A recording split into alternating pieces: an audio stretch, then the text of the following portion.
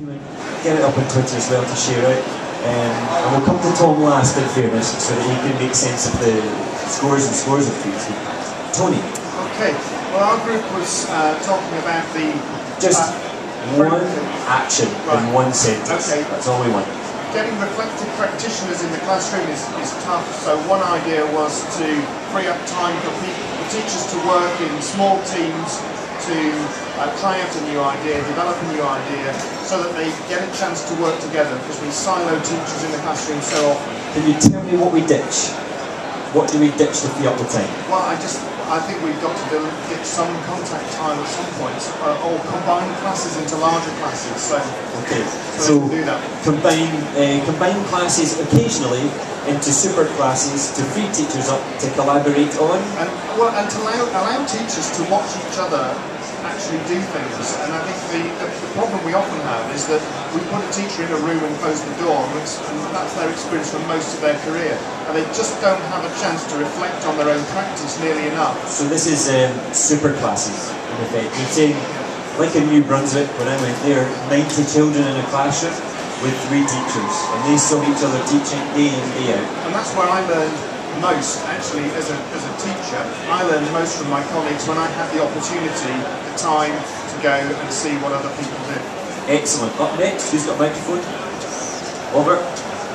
I think you gain confidence by challenging yourself and succeeding. So letting learners take real risks, and not making them up, but taking those risks with them as a teacher.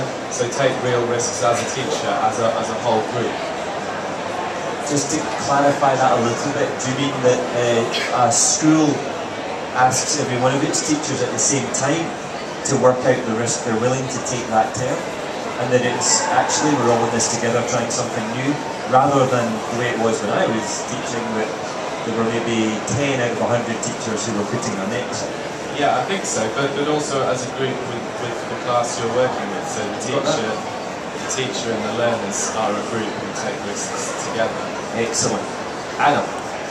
Ours built on what Tony was saying, and it was, we got to remove this idea of 5 days a year where teachers come for their training or their learning, and that it needs to be constant. And I mean, what Tony was pointing to were different ways that learning stays constant, but right now we want to instill this idea of lifelong learning and fun in learning, and the exact treatment we do to teachers would kill that idea, and that's when they sit down and go, what are they going to do to me today?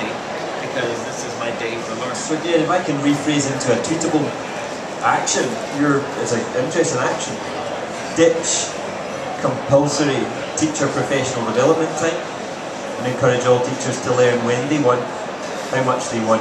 Well, yeah, I mean, I think it's a combination. There has to be time every week or every other week for teachers to come together and learn. But it shouldn't be just the 5 days. To make that time, we've got to use the 5 days, 35 hours, whatever it is.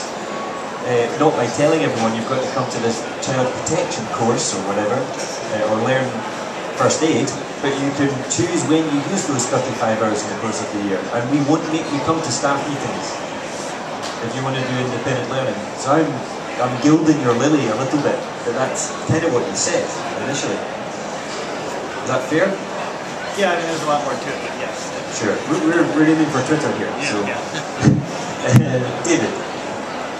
I think we talk about a lot of things, but use what we've got better is one thing, and I quite like the idea of being anonymous and sharing ideas and breaking down hierarchies. I'm going to give you one of those. Which one is most important to you? To me personally, it would be messing about with hierarchies by being anonymous. I like that.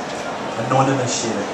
Anonymous sharing. So, in the context I've worked in, people in the hierarchy have value, therefore their ideas have value. And some people might not put their ideas out there because they might not feel confident, or they might feel they're not high enough in that hierarchy to kick off. So wonderful. So delete the hierarchy for the purpose of sharing ideas. Joachim.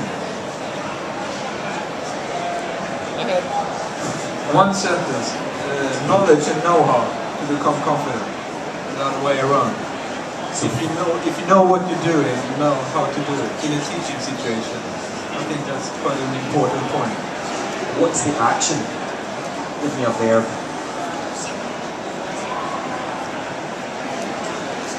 Knowledge? It's not a verb, is it? No. So help out a little bit. I'm not thinking, because is it about